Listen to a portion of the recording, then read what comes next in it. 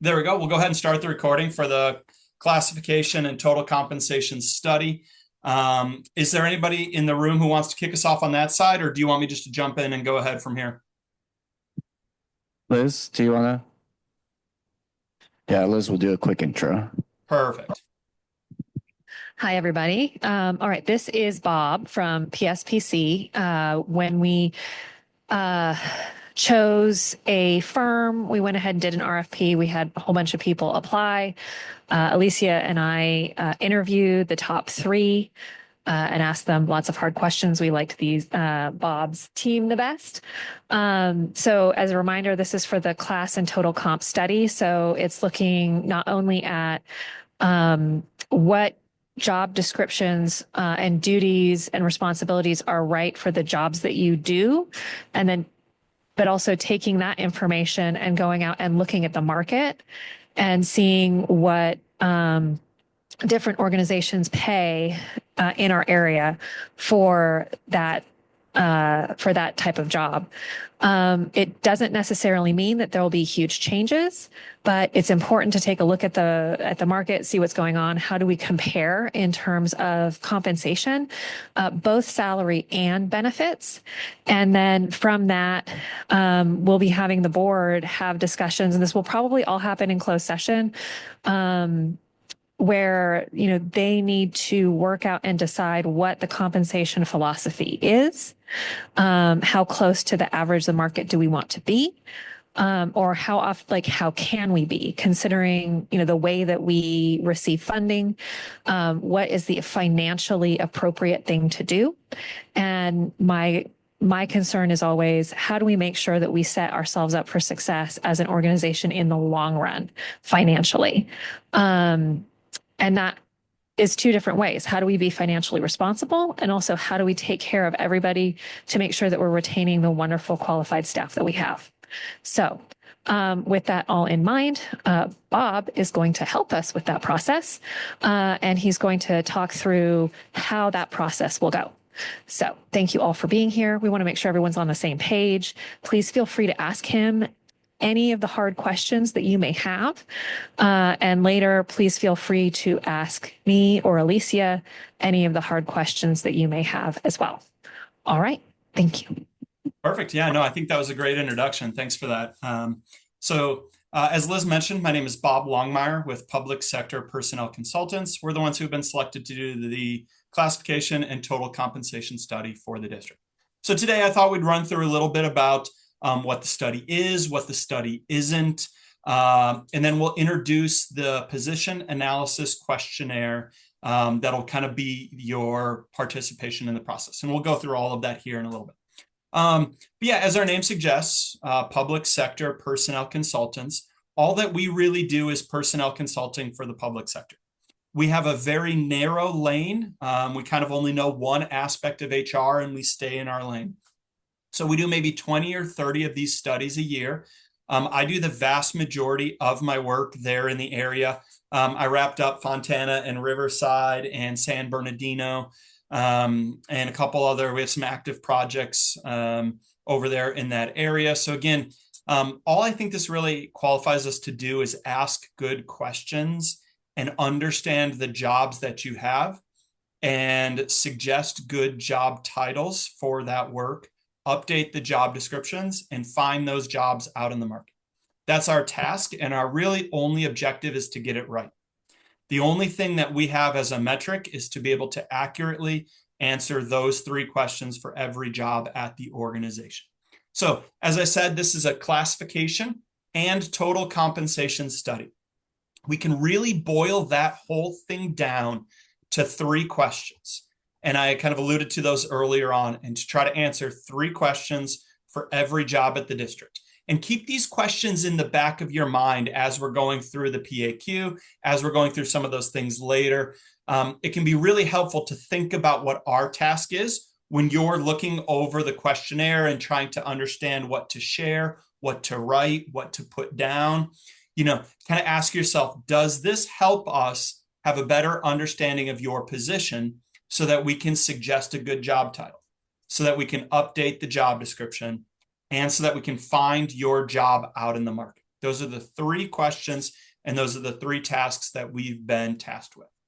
Ultimately, and Liz kind of alluded to this, the reason behind a study, the reason why you do this is so you can recruit and retain quality staff. So the job title itself might not totally be intuitive why having an accurate industry standard market-based job title makes sense. But the newer generation tends to be looking online. They're sitting down, they're scrolling NeoGov or Indeed, and they're just going through those job titles really quickly. And so to have a job title that accurately reflects the work and is a good industry summary of what it is that you do helps that applicant to know and find that job. It also helps you to make sure that we have an accurate representation of your job, so that when you're interacting with other organizations, when you're interacting maybe with some residents who come in, or some people that you're educating, students that are coming in, that you have a job title that's clearly understandable, that makes sense, and is an accurate reflection of what you do. Same thing with the job titles or the job descriptions, making sure that we go through the job descriptions. Now's a really good time to dust them off, to look at them, to make sure they accurately reflect what you do. It's very common for us to hear from employees, at the end of these briefings, for us to hear from employees that say, hey, we spend a majority of our time on other duties as assigned, right? Everybody's kind of four favorite words. So it's not uncommon that an outcome of the study is for us to update the job descriptions and make sure they're a better reflection of what you do, what your responsibilities are, what your tasks are, and what your authority and accountability is. So making sure that your job descriptions reflect ground truth and the reality of what you are expected to do. Then finally, go out and say, okay, once we have an accurate understanding of what the employee does, once we have a good job title, once we understand the job description, who else has similar jobs? What's the market going rate for this work? Who else has this job? Who else has similar educational requirements, similar authority, similar functions and tasks and duties? And what's that market going rate? Now, from there, like Liz alluded to, we can have that conversation with the board. Okay, where are we? Then crucially, where do we want to be? How do we get from where we are to where we want to be? And we'll talk about some of those possible outcomes here at the end of that as well. All right. Now, maybe a couple things the study is not. I know that can help to kind of talk about what it is, right? Remember the three questions we're trying to ask for all the jobs at the organization. A couple things it is not. It's not a staffing needs analysis. So we're not here to say, hey, we have 18 full-time employees. If we just moved some of these functions around, you could let one person go or something like that. That's not what this is. There's going to be the same number of people here when we leave. We're not recommending anyone to be let go.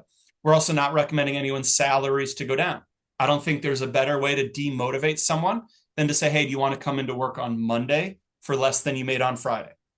Like, that's just not going to work, certainly in today's competitive job environment and market. So no one's salaries are going backwards. I think it's helpful to kind of have an understanding of what the study is and what it isn't.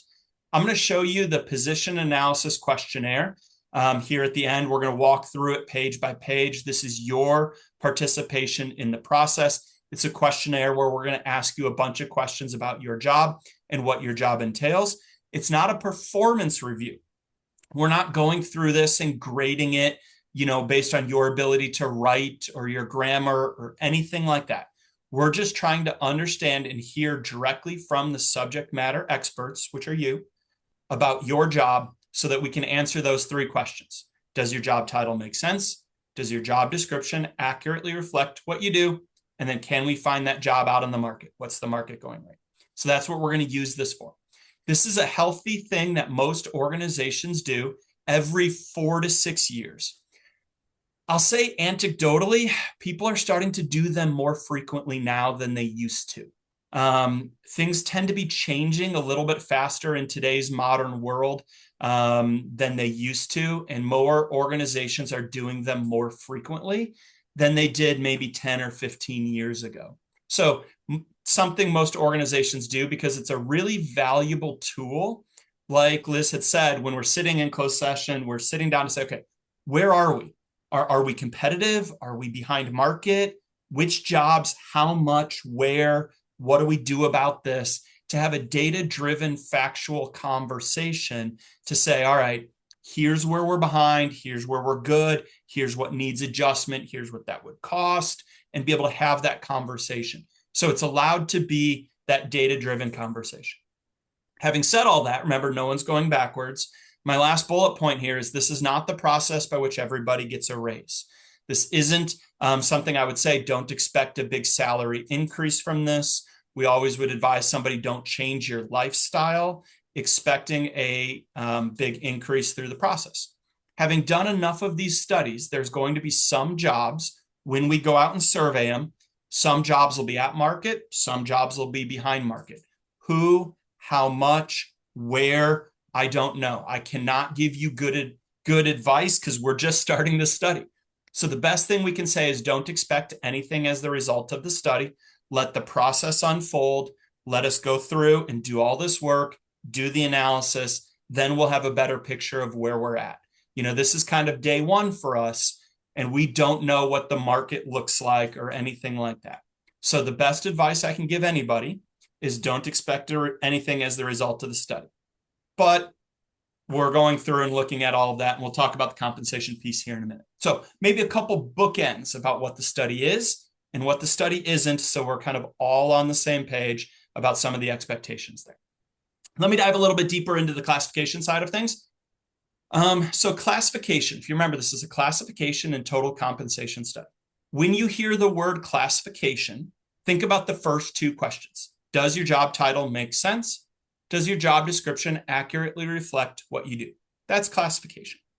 So we're going to give all of the employees a questionnaire. So an email is going to go out tomorrow with a link on it, and I'll walk you through every page of that questionnaire.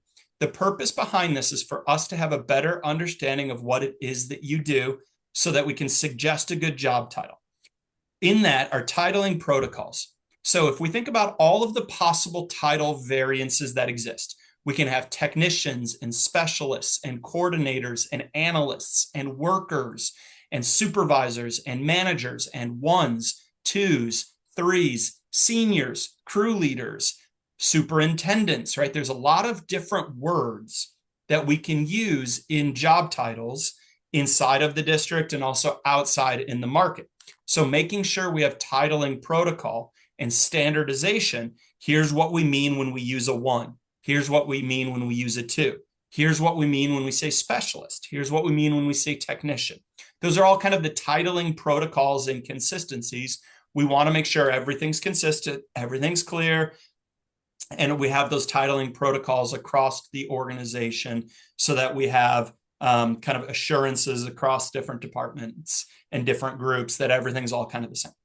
Also reviewing the org charts, and we got about 30 some odd job titles on the current salary schedule. So if you just go down the salary schedule and you count how many jobs are there, there's about 30 of them. Is that the right number? Do we need more? Do we need less? Again, we don't know until we kind of go through this exercise to say, okay, we have a 1 and a 2 and a 3. That makes sense. Here's how we're using them. Here's the differences between them. All of that is classification. We got about 18 full-time employees, give or take a little bit. So making sure we go through and look at that and say, hey, are we using these consistently? And right. So on the PAQ side of things, every employee has the opportunity to complete a questionnaire. I would love to get 100% participation. You guys are a small enough organization where I think that's possible. One of our clients that we wrapped up, it was not last year, the year before last. They had 8,861 employees. So that's a lot of PAQs to read. Going through that, we're not going to have that many. So for them, it was a little less important that we had 100% participation. For you, I would love if we could get 100%. If we could get everybody accounted for, if we could hear directly from every employee what your job entails. Now, in that, if you have the same job title as somebody else, I think there's a couple instances of that. You can work on them as a group and turn in one questionnaire, but there's only a couple people doing that. So I think it would make more sense if everybody just did their own. And then that way we could have a pretty good representation of the work that's being done. And we can be able to say, all right, here's this person's PAQ, here's what we're doing, and we can go from there. But again, if you're really uncomfortable writing, or if there's anything like that, reach out to HR, we'll figure something out. But I never want the form to get in the way of collecting information. But I think we have a small enough group here that that's probably not going to be a problem. I'd also say work on them on district time. So this is something, like we said, most organizations do every 4 to 6 years. So this is a special, unique opportunity that doesn't happen every day. So my last note here is take them as seriously as you can. Should take maybe between an hour and 2 hours to complete this PAQ. I'll show you how to save it and come back to it later so that you have you can work on it over time. And we don't want people doing these at home when you're tired at the end of the day. Fresh minds, good data, clear information is always better. So try to take them as seriously as you can, because this is your opportunity to tell us what it is that you do in that. So, okay, that's the classification side of things. I'm going to walk through the PAQ here at the end, but let me just briefly touch on the total compensation piece before we get into that. All right, so we go through and we collect all the PAQs from the employees. We're reading through the PAQs and we're saying, okay, we understand the work that's being done here at the district. Who else has that? So right now we're building a list of comparators. So there's other organizations that have basins and water recharge basins and things like that. There's obviously not that many of them statewide. We want to have somewhere between maybe 10 and 15 organizations in the study.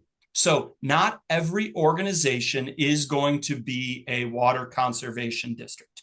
If we made a list and said, okay, we need to have water conservation districts with 20 or less people within a 15-mile radius, well, my list is going to be you, maybe one other person. But so we're going to need to cast a little bit wider of a net. There's going to be some cities for similar jobs on the admin side of things, some of the maintenance side of things, some of the educational side of things. So we want to be able to draw from different organizations to be able to answer that market question of where are we? In that, we've started to look at some of the data to say, hey, where do we recruit people from? Where do we lose people to? That helps us to answer the market question. I'm a little bit more interested that the job is the same than that the organization is exactly the same. So, for example, you could maybe you're one of 2 people with that job title here. If you could go to an organization that's a little bit larger and be one of maybe 5, I don't know that necessarily changes the nature of the job very much. But, you start to get into some of like the Los Angeles County Public Works that has some basins, and their directors have 150 people reporting to them. Okay, now that's a different thing. So we need to be a little bit size sensitive as we move up that food chain, but we're trying to have that conversation and figure out the right balance of comparators. So that's ongoing. Once we have the comparators identified, we'll go through their org charts, their job descriptions, their MOUs, their pay plans, their benefit documents to be able to say, okay, which group is this in? What's their benefit level? How much are they making? Briefly, total compensation breaks down into 4 different categories for me. First category is how do we stack up salary schedule to salary schedule? Take the salary range maximum. That's kind of question number 1. Where do we line up based on just the salary? This younger generation tends to focus more on salary. They tend to just be younger. They're looking to put food on the table, make the truck payment, and the value of their benefits hasn't really hit home yet. So we want to make sure that we're competitive salary schedule to salary schedule. However, the total compensation piece is a statistically significant spend. It's where a lot of money gets spent on the benefits. So we need to make sure those are competitive as well. There's a point in time in your career, in your life, where the value of those benefits really hits home. It's usually about 2.2 kids, maybe 12 years away from retirement, and that light bulb goes off. And you go, that's what that old timer at the lunch table was telling me. That's why he made me do deferred comp, or whatever that example is. It kind of, you go, and that light bulb goes off. So we need to make sure we're competitive on the benefits as well. So that looks like looking out into the market and say, how do we stack up for health, dental, vision, insurance premiums? What is the contribution the organization, the market makes towards family, medical, dental, vision? So that's kind of the second piece, is insurance premium contributions. So we take salary range maximums, then we look at contributions towards all of the insurance premiums. After that, kind of number 3, is we look at what does the employee have to contribute towards their own retirement plan. So out in the market right now, we're in a little bit of a transitionary period. 10 years ago, everybody was classic or tier 2. Now there's PEPRA. And right now, a lot of organizations are kind of on that 50-50 between classic, between PEPRA. What are people contributing? So looking at how much does the employee have to pay out of their own paycheck for their retirement. So going to look at that. We're starting to see, again, just kind of like what we're seeing some trends out there in the market, is we're seeing organizations tend to be asking their classic employees to pick up more out in the market. So, instead of like EPMCs back in the day, employees are contributing 7%, 8%, if they're classic, to their own retirement. We're now seeing that tick up to 10% in some instances. So if there's an organization that pays a little bit higher, but the employee has to contribute a little bit more to their own retirement, well, those two things kind of net out. So we want to make sure we're kind of tracking all of those variables. If there's an organization that, like I said, some organizations pay 5% more, but the employee has to contribute 10% towards their own retirement. Well, if you only have to contribute 7, we need to make sure we're tracking those differences on the total comp side. Okay, so contribution towards retirement, it's the third moving piece of total compensation. Final one, that fourth one, is all of the other ad pays. All of the other things, the education, the certification, the longevity, the bilingual, all of the other things that the market does to incentivize and reward their employees. Making sure we're collecting all of that data so that we can say, okay, here's how you stack up salary schedule to salary schedule. Here's how you stack up total compensation to total compensation. Then we can go to that last bullet point of, okay, where do we want to be? Are we happy with this arrangement? If we're a little bit behind on salary, but a little bit ahead on benefits, do we win? Is that good? As an organization, is that where we want to be? What do we value? Having those conversations from a data-driven standpoint can be very helpful. And as Liz alluded to, working with the board to kind of say, all right, where do we want to be? And in all of that, the purpose, again, is to recruit and retain quality staff. Loosely speaking, when you're looking to recruit people, a lot of them nowadays are looking at the salaries. They're not getting to page 53 of your benefit documents to understand the value of the longevity or whatever it is. But when you start talking about retention, a lot of people stick around because it's like, oh yeah, this and this and this. So we need to make sure we're very careful and strategic when we're thinking about all of these moving pieces. Okay. So that allows us to answer the question, where are we salary schedule to salary schedule? Where are we total compensation to total compensation? Couple things here that'll talk about maybe some possible outcomes, and then we'll jump into the PAQ. Couple possible outcomes. Again, I don't think, you guys tend to be a little bit of a smaller organization, so I don't know if we're going to run into any of these things yet, but sometimes we run into old, outdated, unused, unneeded titles that exist on the salary schedule. So maybe there's something on there from back in the past and you guys don't do that anymore. Now's a really good time just to clean house. Nobody's in that title. If it's vacant, if it's unused, maybe we remove it off the salary schedule. Maybe we have the opposite. Maybe we get these questionnaires back from employees and we're reading through these questionnaires going, man, this is something different than what we're currently calling it. Maybe we need to create a new job title that didn't exist before and add that to the salary schedule. Maybe we have different job titles right now, and we get these PAQs back, and we have two people, and they have two different job titles right now, and we get these questionnaires back, and lo and behold, they're doing the same thing. Okay, well, maybe we need to merge those job titles together. Maybe it's the opposite. Maybe people have, right now, they have the same job title, and we get these PAQs, and we have two people who have the same job title, but they're doing wildly different things. So maybe in that example, we need to split those jobs apart and create two different titles. So titles might move around a little bit based on the work that's being done and some of those things. All of that, very normal, very common as part of a classification study. If you remember, no one's being let go. There's nothing to be afraid of in that process. We're just trying to make sure we have an accurate reflection of the market. Okay. Maybe we need to adjust some jobs based on the market. We go out and do this survey. We find out that some jobs might be behind market. So it's not uncommon that some jobs need to move independently of another. And that can sometimes be a difficult conversation internally, right? Whereas if you think about maybe you're in a job and you're being paid the same thing as somebody else, but they're behind market and you're not. So maybe their job goes up and yours stays where it is, or vice versa, right? Maybe you're behind market and your job needs to go up, and their job doesn't. So the alignment of internal equity is where are we with similar jobs inside the organization. That might change a little bit and shuffle around. Again, that's totally normal and a common outcome. So maybe we need to move some jobs around.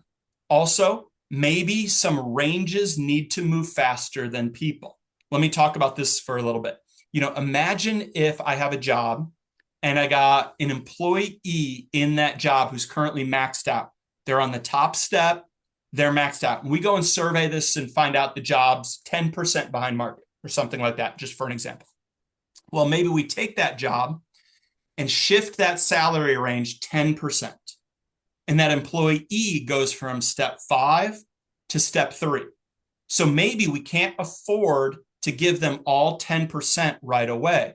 But over the next year or two, they're now step eligible and they can move through that step over time.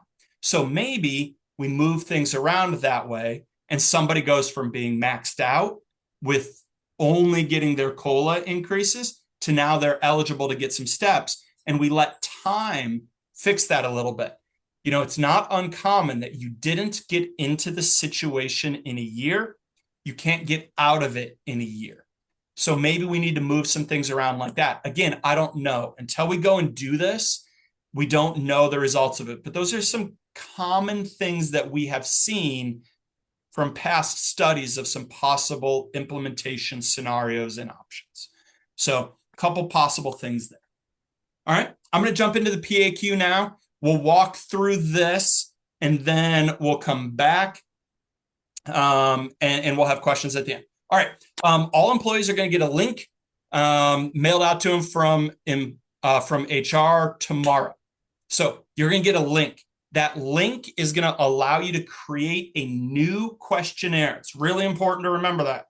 Every time you click on that link that goes out, it will create a new questionnaire. I'll show you how to save it and come back to it later. Okay. Like I said, you can work on them as a group. I don't think we're going to need to do that, but it's an option that's available. We trust you and your supervisor to kind of figure out what's the best strategy there.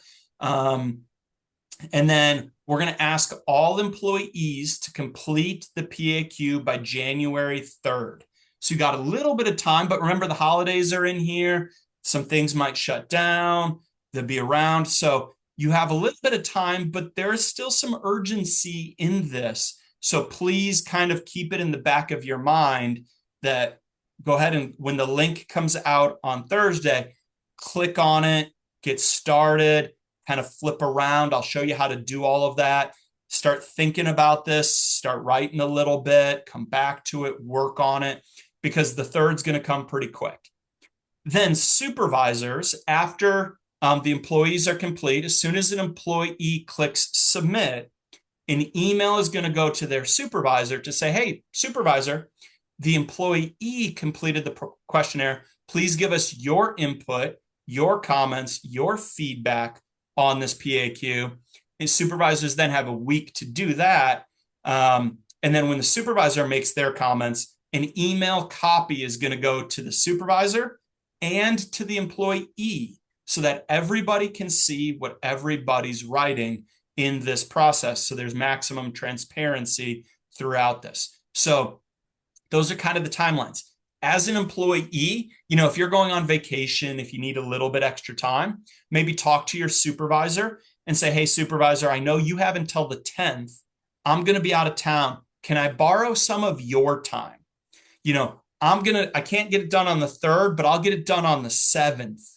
And then I'll get it to you on the 7th. And then the supervisor has just a little bit less time to go through it. But hey, then we're still on track as a project. So if you need a little bit of extra time, borrow it from your supervisor and see if they can go through it and review it a little bit faster. Okay. All right, let me get into this and then I'll pause for questions at the end. All right, first couple pages of the PAQ are housekeeping. We're going to ask you to select your name, your department, your job title, your name, your email from a drop-down list that's provided from HR. We get 2 questions on the PAQ. We've done 30,000 some odd PAQs through the system, and we get 2 questions. The first question is, what do I do if the information on page 1 isn't correct? So on page 1, you're going to have a drop down where you select your name, you select your email, you select your supervisor's name, and it's going to then auto-populate this second page. So if that information isn't correct, that's okay. You can edit it on page 2.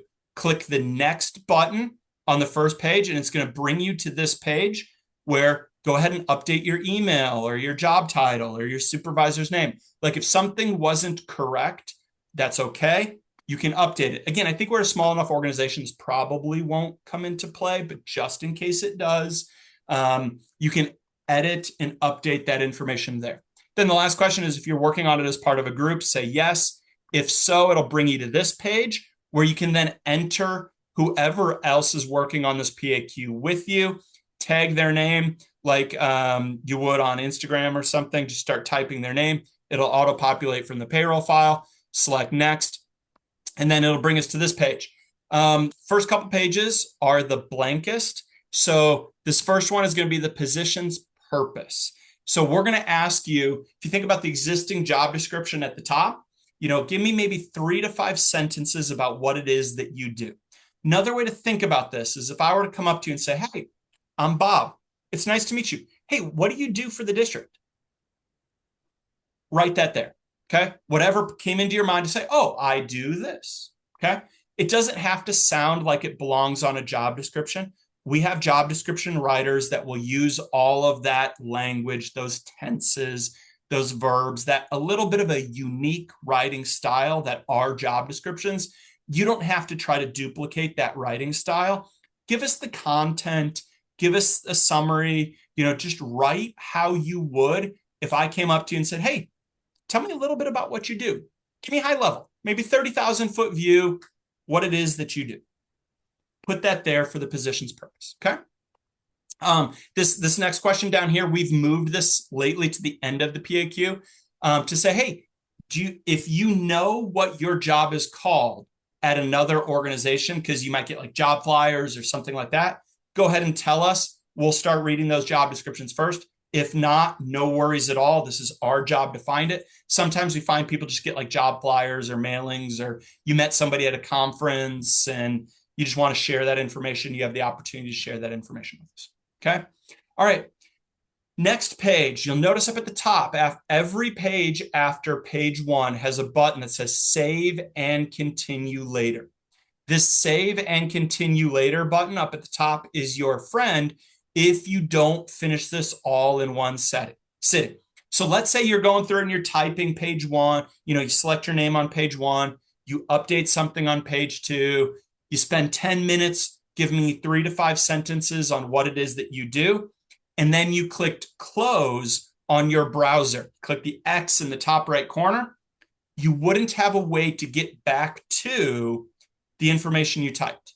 If you use the save and continue later button, you're going to get a new email with just your link in it that you can come back to. Once you have that link, you don't need to use the save and continue later button. And this is the second question we get. People forget to use the save and continue later button.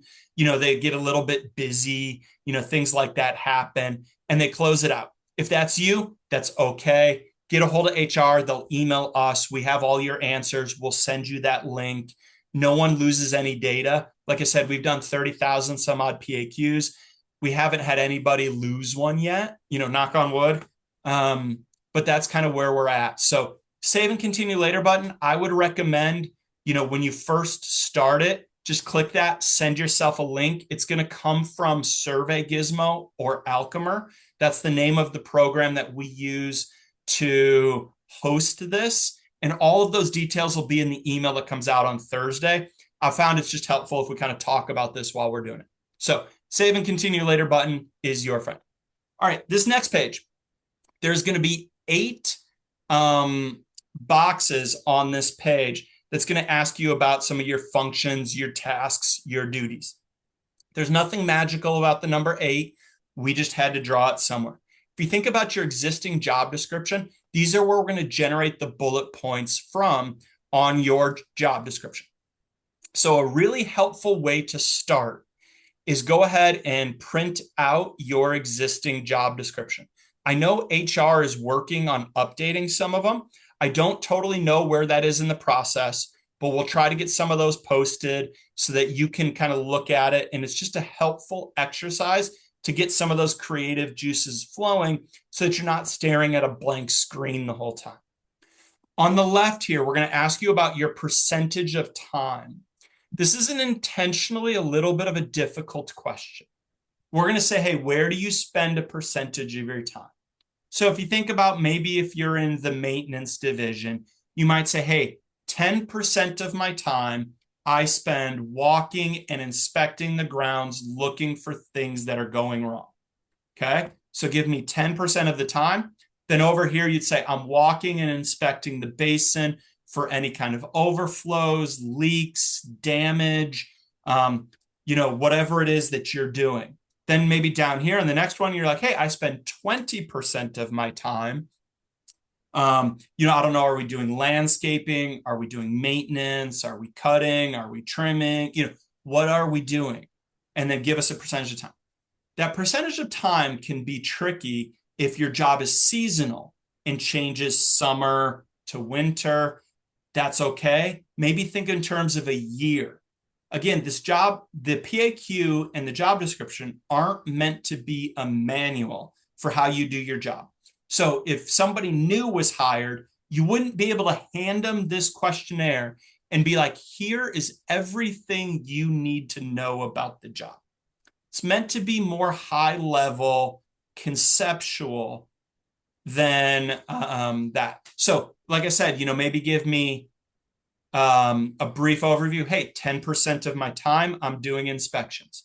Then over here in these boxes, tell me maybe 3 to 5 sentences again about what those inspections look like or what the maintenance looks like. Or if you're, the accountant, tell me your responsibilities with the general ledger at updating transactions, transferring funds between accounts, monitoring different bank accounts, running reports. Tell me what it is that you're doing in these areas here. And remember, you got save and continue later up at the top. All right. Next section, I want you to think about your knowledges and skills and information sources. What do you need to be knowledgeable of? What do you need to be skilled in order to safely and competently perform this position? What do I need to know about? So give me some of those knowledges and skills. Then down here, are there any information sources? Are there any, state, local, federal codes, municipalities, guidances that I need to know and be aware of? Again, you don't need to list them out, but give us kind of the general framework of what you need to be knowledgeable of, skilled in, to perform this job. If you notice, it starts to become a little bit more check the box, a little bit less of a creative writing assignment. First couple pages are the hardest. They're the blankest. But as you get into it, it becomes a little bit easier. So you don't have to be too overwhelmed. It's kind of daunting at the front. Next box here is a matrix, kind of give us your understanding of what is the minimum educational requirement for the position. You know, what do you think somebody should have? Can I do this job if I have a high school degree? Do I need an associate's degree or a bachelor's? Then next down here, you know, is there anything that I need to have in terms of, do I have to have my bachelor's in engineering? You know, what do I need to have to do this job? Then down below, what are your thoughts on the minimum numbers of years of experience? Again, we're asking you for your input on this section. Just what are your thoughts? We'll go through it, we'll review it, but just your thought. Then down here are licenses and certifications. What license or certification do I have? Do I need that day one? You know, if maybe a classic example would be a school bus driver. Obviously, I have to have my CDL with a passenger endorsement Monday morning at 7 a.m. Otherwise, I can't pick kids up from school in the bus. Or, you know, is that the situation where you must have it day one? Or can we hire you and train you to give it over time? What does that situation look like? Down at the bottom, what are the physical requirements of the job? You know, am I standing? Am I carrying? Am I lifting? Am I turning? There's a whole section on that there for physical requirements. Okay. Just want to remind you about the save and continue later button up at the top. Remember, this is going to take maybe between an hour and 2 hours to answer these questions. So take some time, give it some thought, spend some time with it.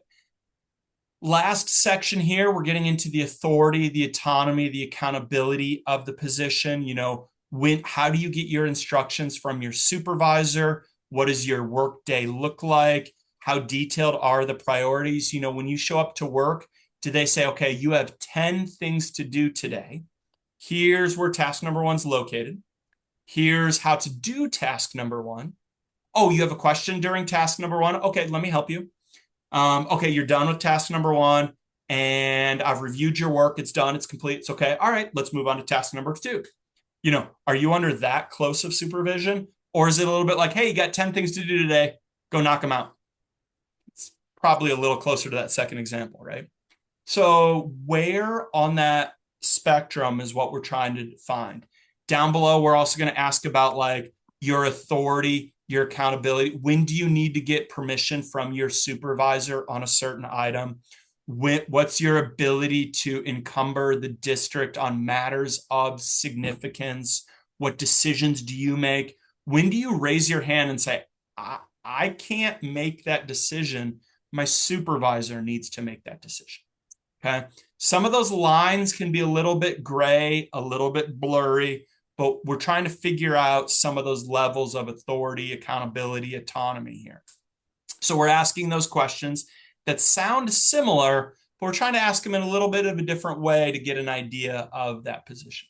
Finally, who do you interact with? Who do you represent the district to?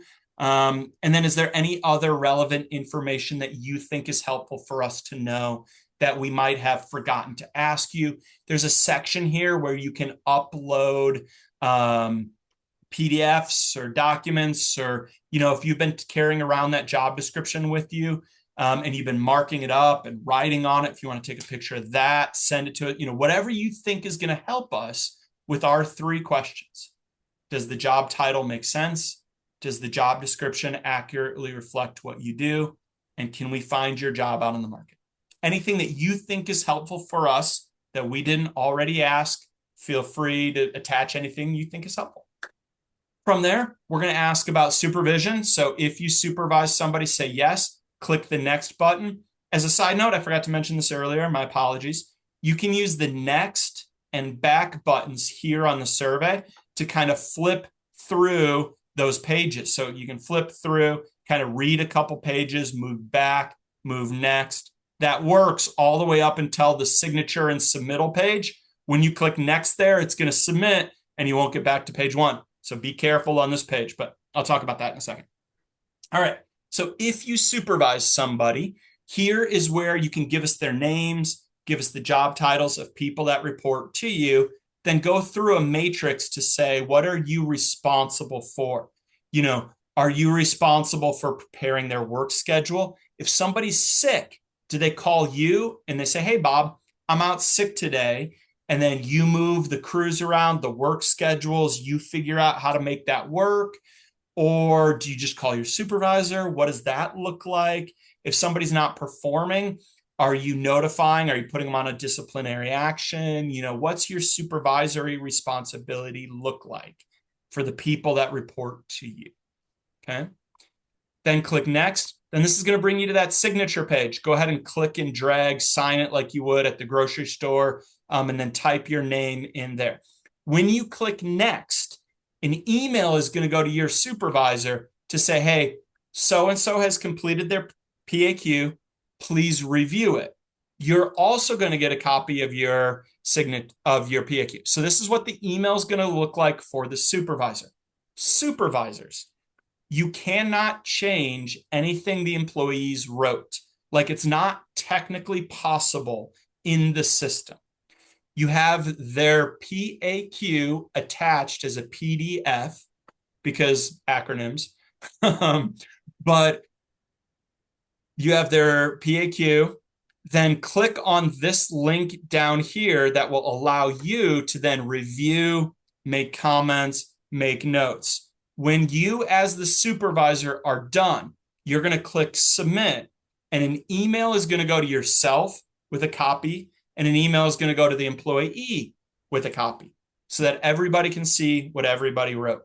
As I said, please have these questionnaires done for employees by the 3rd, supervisors by the 10th. Gives you around about 2 weeks to make that all happen. If you need a little bit of an extra time as the employee, ask your supervisor, borrow some of their time, those kind of things. Okay, let me pause there for a second. Any questions I didn't answer? Any questions you have about this process? Anything I didn't cover, feel free to ask in the question and answer. So if you have questions, I have a mic.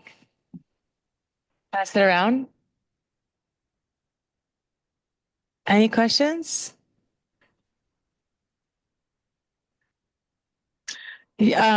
You did a really good job at explaining everything, Bob. Thank you so much for taking the time. It looks like we have no questions. Okay, well, if there's no questions in the room, sometimes, if you're like me, you might wake up in the middle of the night with a question. Just, write it down, email HR later. They'll get a hold of us. We can answer your questions. So nothing is speak now or forever hold your peace. So if you wake up with a question, we're always happy to answer it. I guess maybe I have a question. I know that we were working on updating the job descriptions, like HR and the managers. So you mentioned we should let the employee review our updated specs. Yeah. Okay, I think everybody has access to the currently board approved job descriptions that exist in PDF form. Where are they under staff reference? Yeah, they're in the staff reference folder. Yes. Yeah, we can email the link. Use those.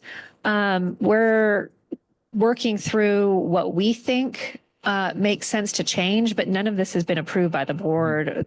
Personnel committee hasn't seen it. We would let you, your supervisors, well, actually your supervisors have made a lot of suggestions. We'd let you see it. Like, there's a whole process before anyone on the board would actually see any of the changes that we've made.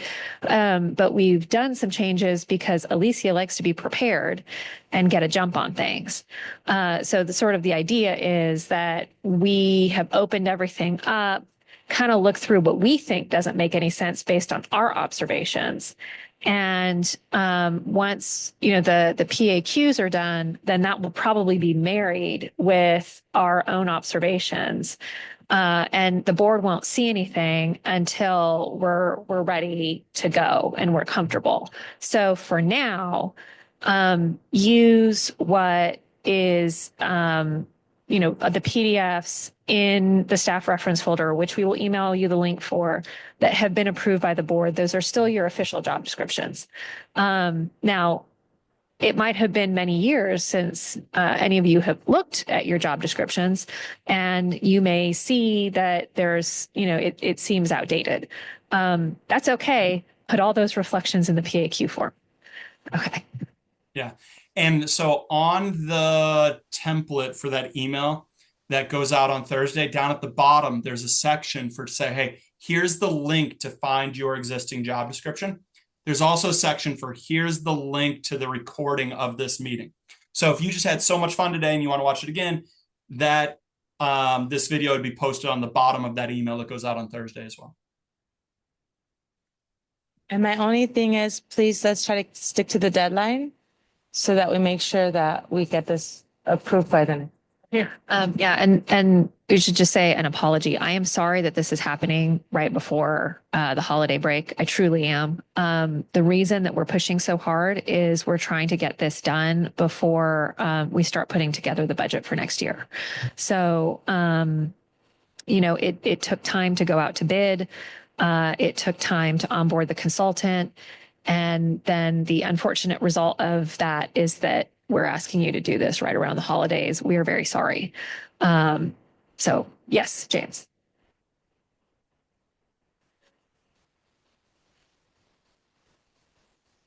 What's the turnaround time, Bob, when we're done with the PAQs? Yeah, so that's a great question. So the timing for you guys in doing the PAQs over the holidays is a little rough, but it's actually perfect timing for us because we want to use, and I forgot to mention this on the total comp side, we're going to use 2025 data. So if you think about like health insurance premium contributions, they're about to go up on January 1st.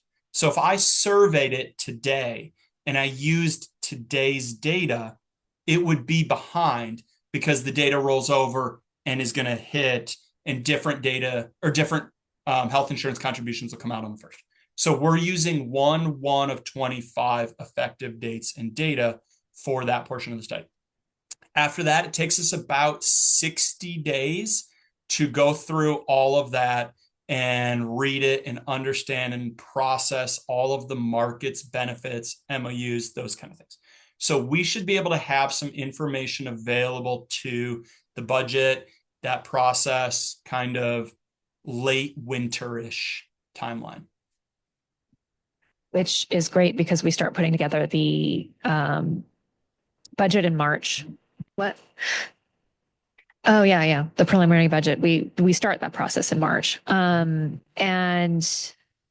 sorry, one more thing. Okay. I totally forgot what I was going to say. Okay. All right. But again, I know it sucks. I'm sorry.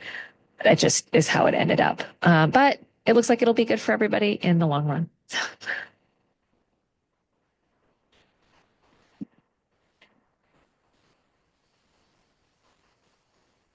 No other questions, Bob? Okay. Bye, Bob. All right. Hey, thank you for your time today. Thank you. All right. Bye, everybody.